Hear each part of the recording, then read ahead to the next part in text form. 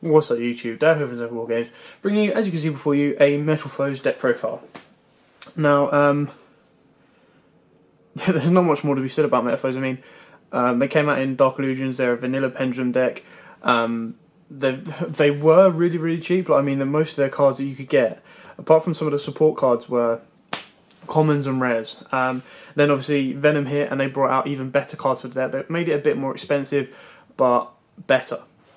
So this deck has been doing really, really well. It's probably one of the top meta decks, if not the top meta deck at this moment in time. Now, obviously, we've just hit into 2017. We've got DDDs and Zodiacs around the corner, so you never know if the cards in this deck remain untouched, and the cards that help support Junichi, Shis, or Zodiacs and DDDs remain untouched. You could see a quite fun upcoming battle between the three of those decks, and then maybe the odd road deck here and there. So without further ado, we're going to crash straight into this and see what we've got. So, start off with the main deck. So the main deck is triple pretty much of everything. Triple Gold Driver, triple Stealing, triple Silverid, triple Volflame, triple Biss. Your Searcher in the end phase is the only effect Metal Foes there is in the main deck. Triple Gofu, such a good card. Said this before, this card should have been so much higher than the common, but thankfully it is only a common, so it made it a hell of a lot cheaper and easier to get hold of. Triple Archfiend Eccentric, triple Magispector Bambuku, single Magispector Kirin. Now this is probably the one change that will happen. This card will probably be hit. No questions asked. Now, obviously, there's a couple of ways you can go around. If this card does get hit, you can put Apex Avian in if you want, but it does make it a bit bricky. Or you can resolve it to another Magispector card like the Cat, and go from there. And then finally, for the monsters, is one Luster. Now, Luster obviously helps you get into your Ignister. It can also help you get into your other rank 8 cards as well. But 9 times out of 10 you're going to Ignister, or you're using Ignister to call this card out.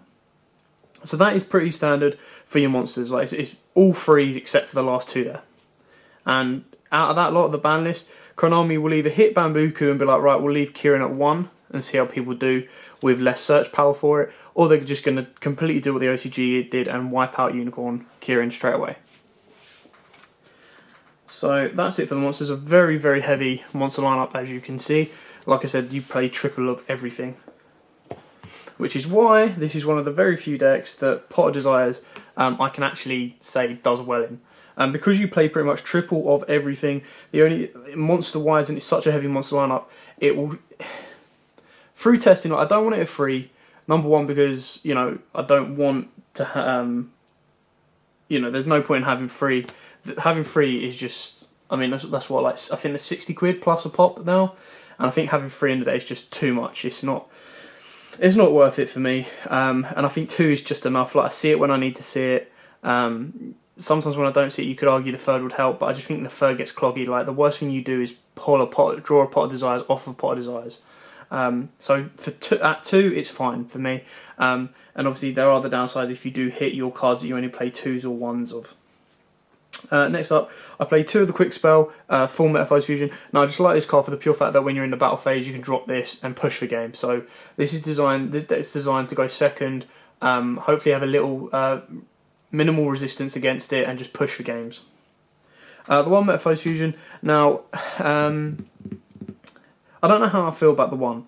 Like, I feel 2 is too much, but I feel that if the 1 gets banished, it hurts quite a bit, but I suppose the full Metal Foes Fusion kind of helps you out on that one. So, yeah, 1's quite good. The shuffle effect, and then obviously Mithrillium is really, really good. Double Painful Decision. I love the artwork on this card. I think it's so funny. And then the effect is great as well. It puts 1 in your graveyard for obviously Mithrillium targets, and then all your other Metal Foes targets that bring back from the grave. And it also helps get you that extra 1 on board, that level 4 normal monster on board. I played double MST just to get rid of that annoying back row, especially when people are going to play anti-spell against you in your game 2, which is pretty much the biggest out for this deck. Because I mean, yeah, you can get hit with barrier but then, like, because they have access, Metaphors have access to pretty much everything in the extra deck. You know, they've got the Fusion, they've got their Synchro, and they've got an XYZ out, plus the Pendulum.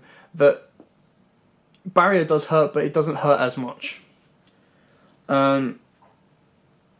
Next up, into the traps, we play double Metaphors combination.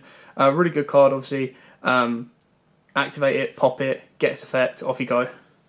And now, on to the last three. Now, I'm a little bit undecided on the last three because, you know, I've seen builds with it, I've seen builds without it. So, for me personally, I just wanted to test it out, see how I felt with it in this kind of build. So, I've only got the one counter. Now, again, obviously, it kind of helps and with the 2 Pot of Desires. But if you banish this, yeah, it's a bit of a pain in the butt. But because we play Omega in the extra deck, you can just keep recycling this card back into your graveyard. So at 1, I kind of feel it's enough. It's not like a groundbreaking card for me personally. Like, I don't think it, in this build, it hasn't really, like, it puts its work in, but I don't think it puts enough in for me to want to cut out other cards. Next up is Solemn Warning because it's you know, it's the best trap card in the game. And Vanity's Emptiness because it's a Pendulum deck. When you set up your board, you lock players out. Like I said, this deck is probably designed to push for games, push for OTKs, and when it can't push for the OTKs or it can't push for the game, it locks your opponent out, it stops your opponent, and then it pushes for the next turn. So that's it for the main deck. Very straightforward on that. Couple of little tweaks and taunts in there. Now onto the extra deck. This is where it gets fun. So I play double Metaphors Mithrilium. You can easily play 3 because sometimes you do run out of your 2s. However, at 2, it gives me enough space to play with the rest. And 3 was, you know, there was that 1 out of 10 game where I'm like, I wish I had that 3rd Mithrilium. But, you know, it's at 2, it's enough for me. A really good card, you know, shuffle 2 back in from your grave to debt and then bounce a card to field to hand. Double Alchemist, more than enough at this.